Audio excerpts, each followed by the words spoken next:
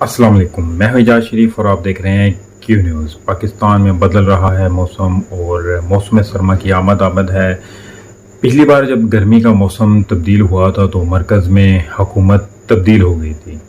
عمران خان کی حکومت کا بظاہر طریقے عدم اعتماد کے ذریعے اور در حقیقت رجیم چینج کے بینر تلے بیرونی اندرونی مدد طاقت سے خاتمہ کر کے اقلیت میں ہونے کے باوجود اپوزیشن اتحاد مختلف طریقے کر کے تو حکومت میں آ گئی تھی۔ عوام کی اصل دھوپ بھری داستان جو ہے وہ تب شروع ہوتی ہے۔ اس حکومت نے بالکل ویسا ہی کیا جیسا یہ ماضی میں کرتے چلے آ رہے ہیں، اور اقتدار سنبھالتے ہی انہوں نے شور مچانا شروع کر دیا کہ خزانہ خالی ہے اور ملک ڈیفالٹ ہونے جا رہا ہے۔ جدید طرز میں دنیا میں جہاں جہاں شفاف حکومتیں ہیں وہاں میڈیا کو بطور ٹول استعمال کیا جاتا ہے، اور پاکستان میں میڈیا کو اپنی کرپشن اور بدترین طرز حکمرانی کے لیے بطور ڈھال استعمال کرنے کا موجودہ دنوں سیاسی جماعتوں نون لیگ اور پی پی کا ٹریک ریکارڈ پرانا ہے۔ اس پریکٹس کو پی پی نے اس وقت شروع کیا جب ان کے پاس محترمہ بے نظیر بھٹو کی وفات کے بعد لیڈرشپ کا قحط بڑھا اور ذوالفقار علی بھٹو کی پیپلز پارٹی آصف علی زرداری کے ہاتھوں میں چلی گئی۔ ایوب خان اور جنرل ضیاء الحق کی امریتوں کے خلاف اس کی مزاحمتی تحریک دنیا بھر کی جمہوری قوتوں کے لیے درخشندہ مثال ہے۔ اب اپنے نظریات اور منشور سے ہٹ چکی تھی اور اقتدار کے حصول کے لیے اس نے بھی وہی ہٹ کنڈے استعمال کرنے شروع کر دیے جو امریت کے وطن سے پیدا ہونے والی جماعت مسلم لیگ نواز کا خلاصہ تھا۔ جمہوریت میں حکومت اور اپوزیشن کا کردار بہت اہم ہوتا ہے، بلکہ اپوزیشن کا کردار حکومت سے بھی اہم ہوتا ہے۔ اس نے عوام کے حقوق کا تحفظ کرنا ہوتا ہے۔ کسی بھی حکومت کو عوامی فلاح کے منافی کسی بھی کام سے نہ صرف روکتی ہے بلکہ ان کو کرپشن سے بھی باز رکھتی ہے۔ لیکن ذرا سوچئے کہ 2008 میں پاکستان کے ساتھ کتنا بڑا ظلم کیا گیا۔ ماضی کے بدترین سیاسی دشمن جن کے نظریات اور سیاسی جماعت کی تشکیل کی وجوہات اور حالت یکسر مختلف تھے، انہوں نے اپنے مفادات کے لیے میثاق جمہوریت کے بینر تلے سمجھوتا کر لیا، اور پھر دنیا نے دیکھا کہ جس جماعت پی پی پی کی تاریخ ذوالفقار علی بھٹو، بے نظیر بھٹو، مرتضی بھٹو اور نصرت بھٹو کے خون سے لکھی گئی تھی، وہ اقتدار حاصل کرنے کے لیے ان سیاسی گمشتوں کے ساتھ مل گئی جنہوں نے پاکستان کے سیاسی جمہوری نظام میں گالی و کرپشن کلچر نہ صرف روشناس کرایا بلکہ جبر کی رات کو عوام کے لیے ایک امر جنرل ضیاء الحق کے ساتھ مل کر مزید سیاہ کیا۔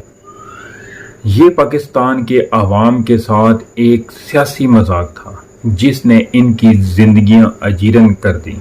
سیاست میں اب کوئی بندہ رہا نہ بندہ نواز۔ 2008 سے لے کر 2018 تک پاکستان کی عوام پر فرینڈلی اپوزیشن کے نام پر دکھوں کے پہاڑ ڈھائے گئے اور عوام کو پامال میں پھینک کر ملک کی دولت کو مال مفت، دل بے رحمی اور بے دردی سے لوٹا گیا۔ پاکستان میں 1999 میں جب ایک آرمی چیف کو اپنی خواہشات کے تابع کرنے کی کوششیں ناکام ہو گئیں تو ایسا بھیانک کھیل کھیلا گیا جس کی نظیر دنیا کی تاریخ میں کم ہی ملتی ہے۔ پاکستان فوج کے سپہ سالار جو سری لنکا کے دورے سے واپس آ رہے تھے برطرف کر دیا۔ حکومت نے ان کے جہاز جس میں سینکڑوں دیگر مسافر بھی سوار تھے کہ کراچی ایئرپورٹ اور ملکی ایئرپورٹ پر اترنے پر پابندی لگا دی گئی، اور یہاں تک کہا گیا کہ جہاز کو بھارت کے کسی ایئرپورٹ پر اتار لیا جائے، یعنی جس جہاز میں پاکستان آرمی کے سربراہ سوار تھے اسے بھارت میں اترنے کا حکم دینا ایسا سنگین جرم تھا جو غداری سے بھی بڑھ کر تھا۔ سوچیں کہ اگر اس وقت میں پاک آرمی ایکشن میں نہ آتی اور فیول ختم ہونے کی وجہ سے جہاز کریش کر جاتا تو کتنا بڑا ثانیہ ہوتا، اور دوسری صورت میں اگر جہاز بھارت کے کسی ایئرپورٹ پر لینڈ کروایا جاتا تو کیا بھارت ہمارے آرمی چیف کو گرفتار نہ کر لیتا؟ یوں 12 اکتوبر 1999 کو شریف خاندان کا 2/3 پر مشتمل اقتدار کا خاتمہ ختم ہوا۔ طیارہ ہائی جیکنگ اور سنگین جرم و کرپشن و مقدمات چلے اور پھر عدالتوں سے سزائیں بھی ہو گئیں، لیکن یکدم بیرونی بھرپور مداخلت پر ایک رات نواز شریف فیملی لو لشکر کے ساتھ جدہ روانہ ہو گئے۔ بیرونی آقاؤں کے اشارے پر 10 سالہ خود ساختہ جلا وطنی کی یہ ڈیل تھی۔ اس ڈیل کے تحت نواز شریف اگلے 10 سال ملکی سیاست میں حصہ نہیں لے سکتے تھے۔ چشمہ فلاق نے دیکھا کہ لاہور ہائی کورٹ کے ان کے حق میں فیصلے کے باوجود نواز شریف نے 2013 کے قبل پاکستان میں الیکشن نہیں لڑا تھا۔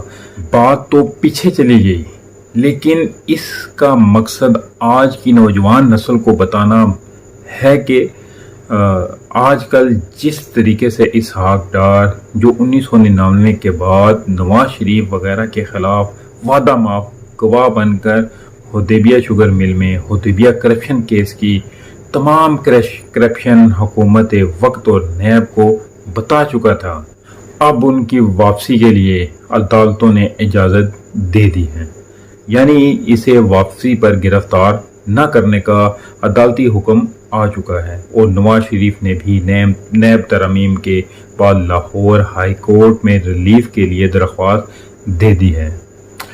ماضی کی طرح آج پھر نواز شریف کو ملک میں بزور شمشیر لا کر عوام پر پھر سے مسلط کرنے کی عالمی سازش کا منطقی انجام محض چند دنوں کی بات لگ رہی ہے۔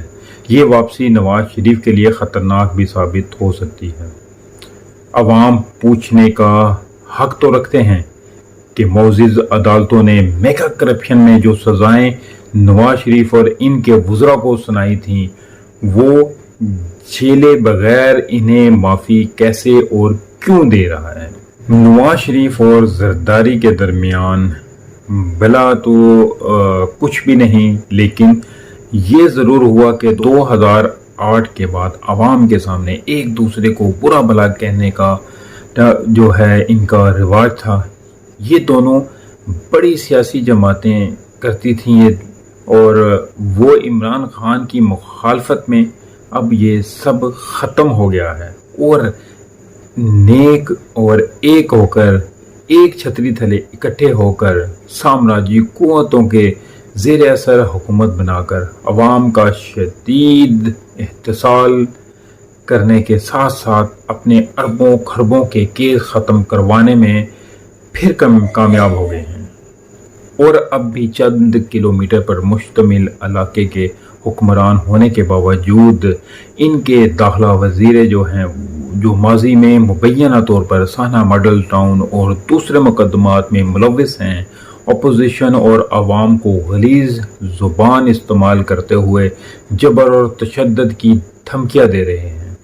عوام سوچ رہے ہیں کہ جس شخص کو فوج کے بنائے ہوئے ادارے اینٹی نارکوٹکس فورس نے منشیات کے بہت بڑے مقدمے میں گرفتار کیا ہوا تھا، اول تو وہ وزیر داخلہ کیسے بنا دیا گیا، اور دوسرے جو شخص ماضی میں صرف MPA منتخب ہوا وہ بھی حکومتی اداروں اور مشینری کو استعمال کرتے ہوئے وہ جب سر عام عوام پر وحشیانہ تشدد کی دھمکیاں دیتا ہے تو اس کے پیچھے کون ہے؟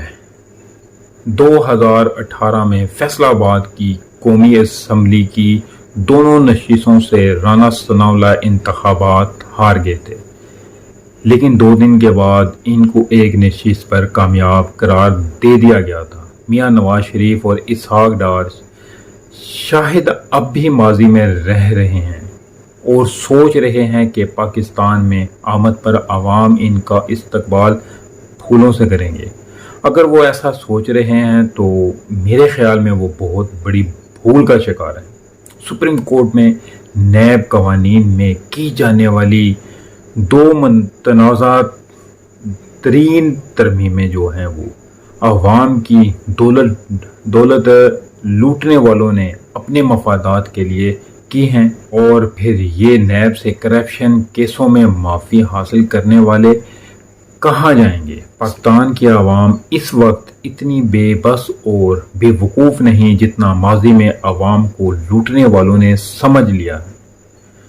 पाकिस्तान इस वक्त शदीद माशी और सियासी बहरान का शिकार है, और ऐसे में आवाम को दोबारा से अपने मकर और फरेब का शिकार करने की किसी भी सियासी गिरोह की कोशिश कामयाब होती नज़र नहीं आ रही। आज आवाम की अक्सरियत की नज़रें सुप्रीम कोर्ट की जानिब लगी हुई हैं। अधूरी कौमी असम्बली से अपने मफादात के लिए ऐसी कानून साजी की गई है जिसका फ़ायदा इन सब को मिला है, जिन पर पाकिस्तान के दौलत लूटने और करप्शन के न सिर्फ संगीन केस चल रहे थे बल्कि बहुत सी सजाएं भी पा चुके थे। हद तो यह है कि इस मुतनाज़ा तरीन आईनी तरमीम को 1985 से लागू किया गया। आईने पाकिस्तान में साफ लिखा कि ऐसा कोई कानूनी तरमीम जो इस्लाम से मुतसादम हो और फ़र्द वाहिद या किसी गिरोह के फ़ायदे के लिए बनाया जाए वो काबिल अमल नाफिज नहीं हो सकता। पाकिस्तानी देख रहे हैं कि हर रोज़ नैब कोर्ट से मेगा करप्शन के केस सिर्फ इस बुनियाद पर वापस भेजे जा रहे हैं। इस हुकूमत की तरमीम की वजह से नैब और नैब कोर्ट्स के पर काटे जा चुके हैं, जो रियासत के लिए नहायत ही ख़तरनाक साबित हो सकता है। बहरहाल आने वाले दिन और बिलखसूस एक महीना पाकिस्तान की सियासत में नहायत अहम है और ख़तरनाक भी दिखाई दे रहा है कि मरकज़ी हुकूमत और तगड़ी तरीन अपोजिशन के दरमियान फाइनल सियासी राउंड खेला जाएगा, जो कि साफ इंतखाबात के इनकाद के यकनकाती मुतालबे पर मुश्तमिल है। दिखाई तो ये दे रहा है कि 2008 से चलने वाली फ्रेंडली लूटमार पर मुबनी सियासत भी अब मुंतकी अंजाम को चुना चाहती है कि सियासी मैदान में नून लीग और पीपी का इंतजार तारीखी शिकस्त कर रही है। भले ये इंतखाबात अब होते हैं या 2023 में होते हैं, तो देखते हैं कि क्या होता है। इसके साथ ही मुझे इजाज़त दीजिए, मिलते हैं अगले व्लॉग में। तब तक के लिए अपना ख्याल रखिएगा। काइंडली जिस दोस्त ने अभी तक मेरे इस चैनल को सब्सक्राइब नहीं किया तो वो सब्सक्राइब ज़रूर कर दे और बेल आइकन का बटन भी ज़रूर दबा दे। बहुत शुक्रिया। अल्लाह।